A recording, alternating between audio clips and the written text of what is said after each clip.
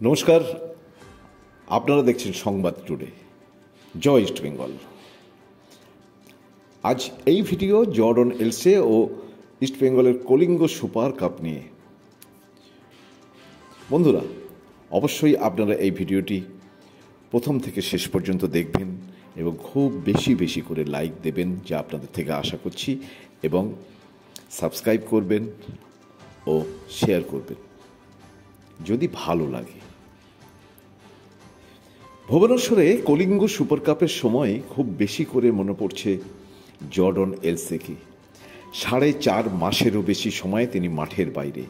Durand কাপের ফাইনালে হাঁটুতে চোট নিয়ে মাঠ ছেড়েছিলেন অস্ট্রেলিয়ান ডিফেন্ডার জর্ডন এলসে।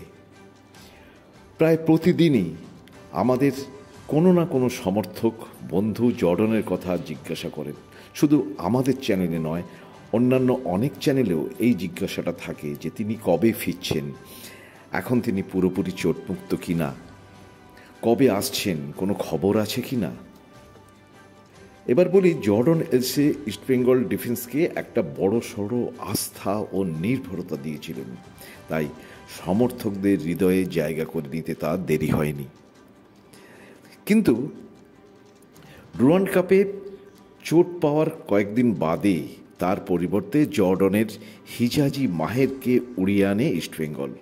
26 বছরের দীর্ঘকায় ডিফেন্ডার হিজাজি এখন ইস্টবেঙ্গল রক্ষণের বড় ভরসা। এরপরই অনেকের মনেই ভেসে ওঠে জর্ডন এলসে। কেমন আছেন অস্ট্রেলিয়ান জর্ডন? কবে আসছেন তিনি? সূত্রের খবর, জর্ডন এলসে একরকম সুস্থ আছেন, তার রিহ্যাব চলছে। তবে এই মুহূর্তে আইএসএলের দ্বিতীয় পর্বে খেলার জন্য তিনি এখনও নাকি পুরোপুরি তৈরি নন বলেই সূত্রের খবর। ক্লাব ও কোচ কার্লোস কুয়াদ্রাতো জর্ডনকে নিয়ে ভাবছেন। রিহ্যাবের পর জর্ডন এলসেকে নিয়ে কোচ কার্লোস কুয়াদ্রাতো তাই কোনো রকম তাড়াহুড়ো করতে চাইছেন না। চাইছেন জর্ডন আরও কিছুদিন বিশ্রামে থেকে 100% ফিট ও চাঙ্গা হয়ে মাঠে ফিরুন।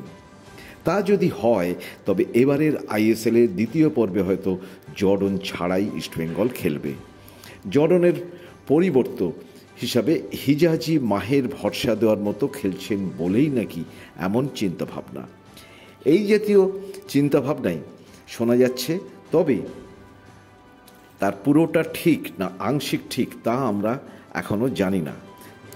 আগামী মরশুমের শুরু থেকে জর্ডনকে পাওয়া যাবে, তার আগে নয়, হয়তো এমনটাই হতে চলেছে। অন্যদিকে এবারের কলিঙ্গ সুপার কাপের প্রথম ম্যাচে ইস্টবেঙ্গলের ডিফেন্স চিন্তা বাড়িয়েছে। গোল করে এগিয়ে যাওয়ার পর দুবার হায়দ্রাবাদ এফসির মতো বিদেশিহীন এই ভাঙাচড়া দল গোল শোধ করে দিয়েছে। মন্দারের চোট ছিল ইস্টবেঙ্গলের। পার্দ, রাকিব, হিজাজিদের টলমলের অবস্থা কিন্তু চোখে পড়েছে আমাদের সবারই। এরপরই 14 তারিখ শ্রীনিধি ডেকানের থেকেও তারপরের ম্যাচ 19 তারিখে, যেটা তা হলো ডার্বি। রক্ষণ কাঁপছে বলেই তাই ভয়, আর এই সব কারণেই জর্ডনের থাকা খুব দরকার, এবং জর্ডনকে ইস্টবেঙ্গল এর সমর্থকরা বা আপনারা বা আমরাও ত্রাতা হিসাবে বারবারই ভাবছি। বন্ধুরা, এখন এই পর্যন্ত। পরের ভিডিও আসা পর্যন্ত আপনারা সুস্থ থাকবেন, ভালো থাকবেন।